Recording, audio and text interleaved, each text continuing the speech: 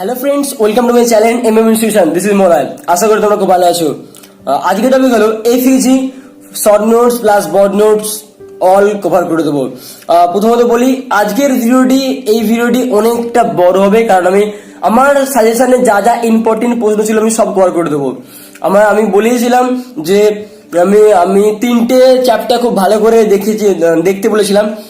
একটা ছিল an Indian pilgrim, 2 human environment, 3 autobiography যেটা ছিল রাস্কিন বন্ডের, all you need is paper. এই তিনটে টপিক আমি ভালো করে করতে বলেছিলাম। তো এই তিনটে টপিক নিয়ে আলোচনা করবো। এর আগে বলে নিই, আমি রিসেন্টলি একটা ইংলিশের উপর চ্যানেল খুলেছি। যারা ইংলিশ শিখতে চাও, ইংলিশে কথা বলতে চাও, ইংলিশ জানতে চাও, সেই সম্পর্কিত ইংলিশ জগৎ ক্রিয়েট করেছি, যার লিঙ্ক ডিসক্রিপশনে দেওয়া আছে। ওখান থেকে ওই চ্যানেলে সাবস্ক্রাইব করে নিও। আমি ওই চ্যানেলটি কাল থেকে হয়তো শুরু করবো, এখনো শুরু করিনি, তাই বলবো আগে থেকে সাবস্ক্রাইব করে নিও। খুব ভালো কিছু ইংলিশের জন্য আসছে, ইংলিশদের জন্য যারা ইংলিশ শিখতে চাও। আর এই যে আজকের এই যে দাঁড়িয়ে ইংলিশ শেখাটা, ইংলিশ জানাটা সত্যি খুব ইম্পর্টেন্ট, তোমাদের সবার জন্য ইম্পর্টেন্ট। তাই আমি একদম বেসিক লেভেল থেকে শুরু করবো, বেসিক লেভেল থেকে আমি হাই লেভেলে শুরু করবো। এছাড়া ইংলিশ ক্রিয়েটেড একটা লিটারেচারের উপর একটা ইংলিশ গ্রুপ ক্রিয়েট করছি, যেখানে যে কোনো রকমের নোট দেওয়া হবে, যে কোনো রকমের নোট ইংলিশে যে কোনো নোট দেওয়া হবে। তবে একটা মাথায় করে একটা পেড গ্রুপ হবে, কিন্তু স্বল্প মূল্যের জন্য, পাশের জন্য কিছু অল্প মূল্য দিতে হবে, অনার্সের জন্য কিছু মূল্য দিতে হবে। তো সেই মূল্য ক্রিয়েট করবো, কারণ এতে কি হয়, তোমাদের অ্যাসাইনমেন্ট করাতে কিনতে হবে না, নোটস করাতে কিনতে হবে না, অথচ তুমি প্রত্যেকটা নোটস একদম পুরোপুরি পাই টু পাই পেয়ে যাচ্ছ সিলেবাস ওয়াইজ। এই জন্য এছাড়া বলে দিন, আমি এই এফইজির উপর অনেক ক্লাস করেছি, তো তার লিঙ্ক ডিসক্রিপশন দিয়ে দেবো। তবে আর বেশি না বকে শুরু করে যাক। আরো একবার রিকোয়েস্ট করবো, আমার চ্যানেল নতুন হয়ে থাকলে প্লিজ সাবস্ক্রাইব করে দেবেন। ভিডিওটি লাস্ট পর্যন্ত দেখো, ভালো লাগলে শেয়ার করো, কমেন্ট করো, কোথায় কি প্রবলেম হচ্ছে, কোনটা বুঝতে পারোনি কমেন্ট করো পুরো ভিডিওটা দেখার পর। আর আমি আর একটা রিকোয়েস্ট করো যে পুরো ভিডিওটি দেখো, কারণ আজকে ক্লাসটা অনেকটা বড় হবে আর অনেক কিছু শিখতে পারবে। লাস্ট মিনিট সাজেশন হিসেবে তোমাদের জন্য খুবই ইম্পর্টেন্ট। দেখো, an Indian pilgrim by Subhashchandra Bose. Subhashchandra বসুর বাবা কলকাতায় থাকাকালীন একদিন তাকে ডেকে পাঠালেন। মেজদা শরৎ বসুর উপস্থিতিতে তিনি সুভাষকে জিজ্ঞাসা করলেন যে সুভাষ ইংল্যান্ডে ইন্ডিয়ান সিভিল সার্ভিস পরীক্ষা দিতে যেতে প্রস্তুত আছে কিনা। সুভাষকে 24 ঘন্টা দেয়া হলো সিদ্ধান্ত নেওয়ার জন্য। নিজের মনের সাথে আলোচনায় সুভাষ দীর্ঘদ্বন্দ্বে শেষে ইংল্যান্ডে যেতে প্রস্তুত হলেন। এর জন্য তাকে মনস্তত্ত্ব বিষয়ক গবেষণার পরিকল্পনা ত্যাগ করতে হলো। কিন্তু ব্রিটিশ শাসনের অধীনে চাকরি করার বিষয়ে তার মনের দ্বন্দ্ব সৃষ্টি হলো। সুভাষ নিজেকে এই বলে বোঝালেন যে মাত্র 8 মাসের প্রস্তুতি তিনি এই পরীক্ষায় উত্তীর্ণ হতে সক্ষম হন, তাহলে সিদ্ধান্ত গ্রহণের জন্য তার হাতে যথেষ্ট সময় থাকবে। পাসপোর্ট বিষয়ে কিছু সমস্যা দেখা দিল। সুভাষের অতীত কার্যাবলী ব্রিটিশ পুলিশের দৃষ্টিভঙ্গিতে ত্রুটিমুক্ত ছিল না। সুভাষের দূর সম্পর্কের এক আত্মীয়, যিনি পুলিশ বিভাগে ঊর্ধ্বতন কর্তা ছিলেন, তার বদান্যতায় সুভাষের পাসপোর্ট 6 দিনের মধ্যে তৈরি হয়ে গেল। যে যুব গোষ্ঠীর সাথে সুভাষের ওঠা বসা ছিল, তারা সুভাষের এই পরিকল্পনার কথা শুনে তাকে নিরাশ করার চেষ্টা করলেন। তাদের যুক্তি ছিল, যেহেতু এর আগেও ওই গোষ্ঠীর এক সদস্য ইংল্যান্ডে গিয়ে আর প্রত্যাবর্তন করেননি, তাই সুভাষের সে দেশে যাওয়ার পরিকল্পনাটি বিপজ্জনক হতে পারে। কিন্তু সুভাষ এর দ্বিমত প্রকাশ করলেন। তার মতে কোনো এক সদস্য বিপদচারিত হওয়ার অর্থ এই নয় যে বাকিরাও তার পদাঙ্ক অনুসরণ করবে। ইংল্যান্ডে পঠন পাঠন বিষয়ক প্রাদেশিক উপদেষ্টা কেমব্রিজ বিশ্ববিদ্যালয়ের ছাত্র ছিলেন আর প্রেসিডেন্সি মহাবিদ্যালয়ের অধ্যাপক ছিলেন। তিনি সুভাষের মুখ চিনতেন। এই স্বাভাবিকভাবেই এক বিতাড়িত ছাত্র সম্পর্কে তার ধারণা বিশেষ সদর্থক ছিল না। সুভাষ তার সঙ্গে দেখা করলে তিনি সর্বান্তকরণে তাকে নিরাশ করেন এবং তার এই প্রচেষ্টা তার 10,000 টাকার অপচয় ছাড়া আর কিছুই নয়, এই বলে অভিহিত করেন। সুভাষ হাল ছাড়া বাধ্য ছিলেন না।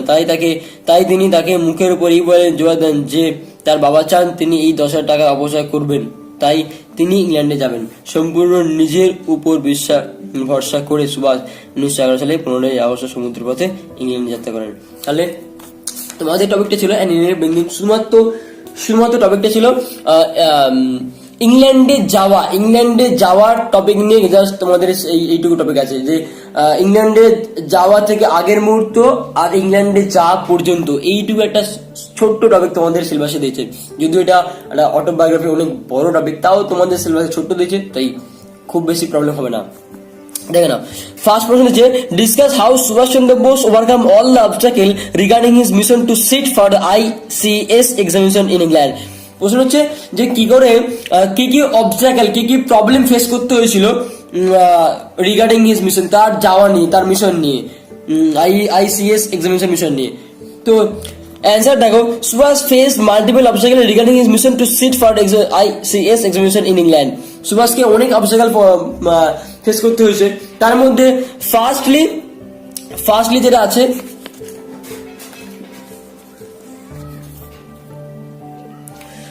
যেটা আছে ইট কেম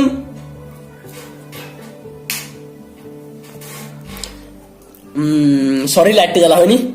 It came from the Department of Passport. Subhash was introduced to the headquarters of the police department to a high officer who was distant relative of Subhash, and the passport was ready within 6 days.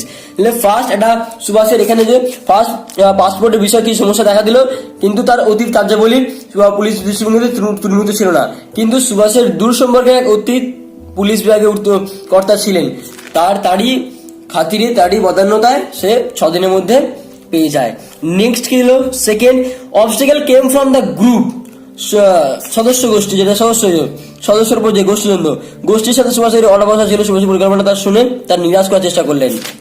এই প্রবলেমটা ছিল যে group reacted negatively as they thought that as one of the member of that group did not return to the native land, যে গিয়েছিল কিন্তু back করেনি, ফিরে আসেনি, it would be dangerous to try another experiment, এটাও কিন্তু খুব একটা ডেঞ্জার হবে আর একজনকে এক্সপেরিমেন্টের জন্য, মানে সুভাষের যাওয়া খুব একটা যাওয়া উচিত হবে না অ্যাকচুয়ালি, যেটা বলতে চাইছে এই যে পরিকল্পনা, যেহেতু এর আগে গোষ্ঠীদ্বন্দ্বের সদস্য একজন প্রত্যাবর্তন করেননি, তাই সুভাষের সেদেশে যাওয়ার পরিকল্পনা বিপজ্জনক হতে পারে। Thirdly, provincial advisor of studies England tried to dishearten him, saying that he had no chance against the tip toppers of Cambridge and Oxford University. যেটা এখানে ছিল, তাই তার এই প্রচেষ্টা 10,000 টাকার অপচয় করার কিছুই না বলে সুভাষ হাল ছেড়ে পারত না। এখানে এই প্যারাটা বলছে ইংল্যান্ড পঠন বিষয়ক কেমব্রিজ বিশ্ববিদ্যালয়ের ছাত্র আর প্রেসিডেন্সি মহাবিদ্যালয়ের অধ্যাপক ছিলেন। তিনি সুভাষের মুখ চিনতেন, স্বাভাবিকভাবে বিতাড়িত ছাত্র সম্পর্কে তারা সদস্য ছিল না। সুভাষ তাই তার সঙ্গে দেখা করতে গিয়ে তিনি সমান্তর একদম নিরাশ করেন। এই টপিকটা তার তিনটে হয়ে গেল। পরের প্রশ্ন দেখো, what did Subhash Bose father ask him, তার বাবা তাকে কি জিজ্ঞাসা করেছিল, what did the provincial advisor for studies tell হিম।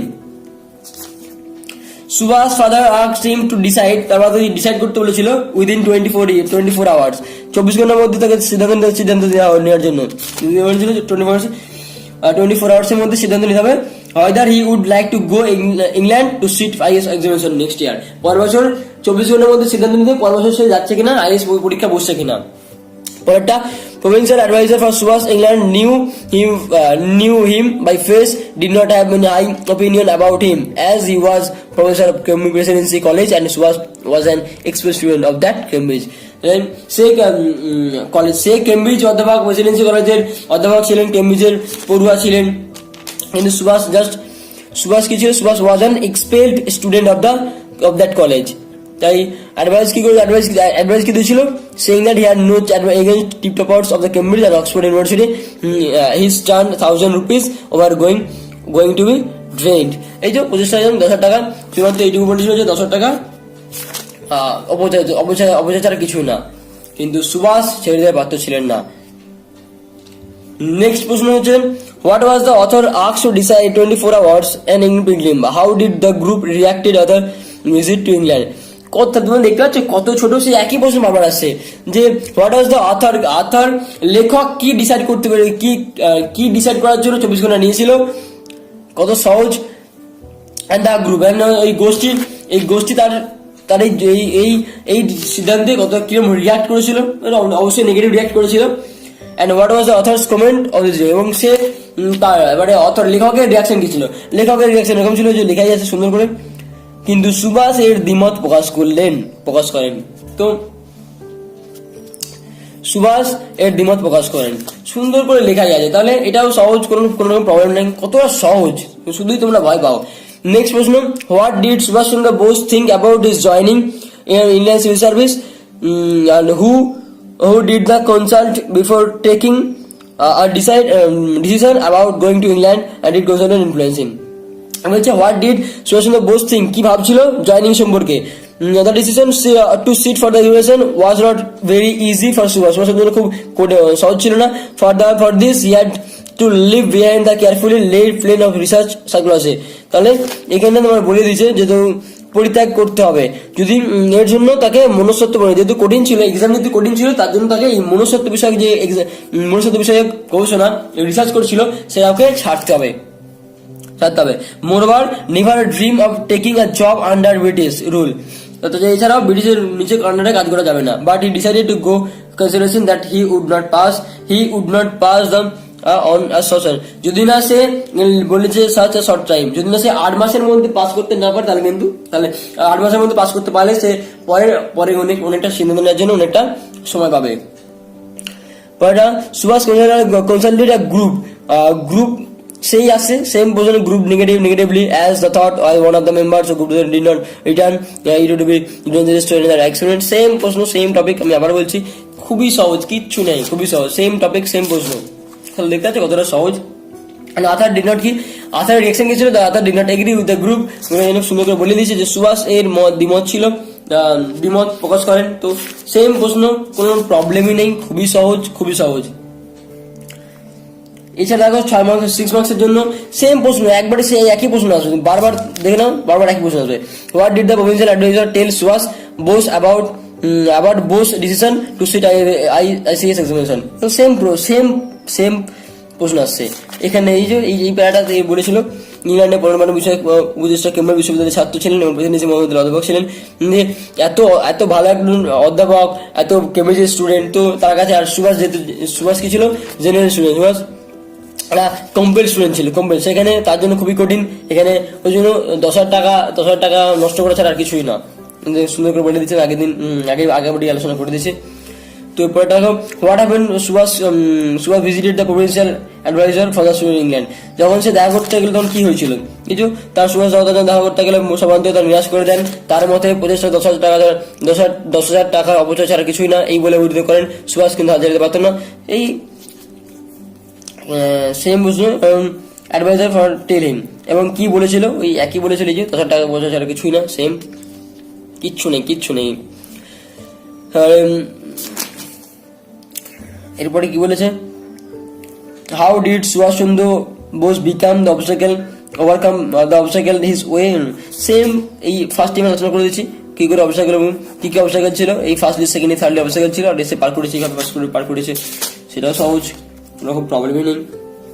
এবারে what did the provincial advisor for studies in England tell Subhash Chandra Bose, what was the Subhash answer, যে ও কি বলেছিল অ্যান্ড সুভাষের অ্যান্সার কি হয়েছিল, আগে অলরেডি আমি আলোচনা করে দিচ্ছি। এই বলেছিল সুভাষের অ্যান্সার কি ছিল, সুভাষ আলাদা ছেড়ে পারতে ছিল না, তিনি মুখের উপর বলে দেয় যে জবাব দেন যে তার বাবা চান তিনি 10,000 টাকার অপচয় করবেন, তাই তিনি ইংল্যান্ডে যাবেন, মুখের উপর বলে দিয়েছিল। তো এটাও কিছু ব্যাপার নেই, তো বুঝতে পারছো তোমরা কত সহজ। এবারে ভেরি শর্ট 3 মার্কসের জন্য প্রশ্ন ছিল, what did the provincial adviser tell Subhash Chandra Bose, কি বলেছিল, সেম আবার সেই শর্টের মধ্যে আবার আসছে, কি বলেছিল, সেই no chance to against the tip topper of the Cambridge and Oxford university and his 10,000 rupees was going to be drained, নষ্ট, অপচার কিছু না। What was the difficulties was passport, how was it solved, কি problem দেখা দিয়েছিল, there was a difficulty degrading his passport of Subhas as belonged to the provincial Bengal, and here no one had to depend on the tender mercy of the CID, and Subhas previous activities was not belong to the question. Into activities, or previous activities এর জন্য একটু problem হয়েছিল। আর কি Subhash was introduced to the headquarters of the police department through a high officer who was a distant relative of Subhash, and passport was ready to 6 days, within 6 days. উনি একটা relative ছিল, অন্য দুঃসম্পর্কের একজন ছিল officer, তার জন্য সে 6 দিনের মধ্যে পেয়ে গেছিল। এই টপিক দেখো, what was Subhash Bose asked to decide within 20 days. The other next 20 whether he would like to go England to sit for ICS examination next year. এরপরে আসছি, how did the finally get his passport, কি করে পেলো? আমি already বলে দিয়েছি, ওই Subhash introduced, যেটা এই লাস্ট পোর্শনটা, এই টপিকটা, এই যে ইন্ট্রোডিউসড, এই দুটা ঠিক দিলেই হবে। এরপরে how did the provincial, যে এখান থেকে এইটুকু, how did the provincial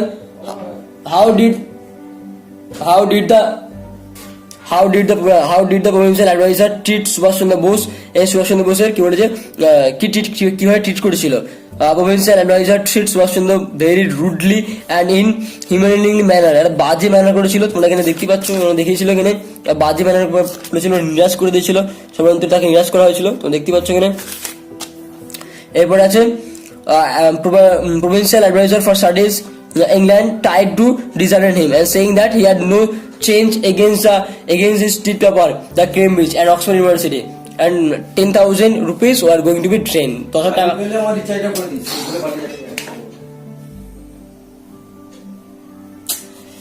Rupees 10,000 rupees was going to trained. নষ্ট হয়ে গেল, 10,000 টাকা অপচয় হলো।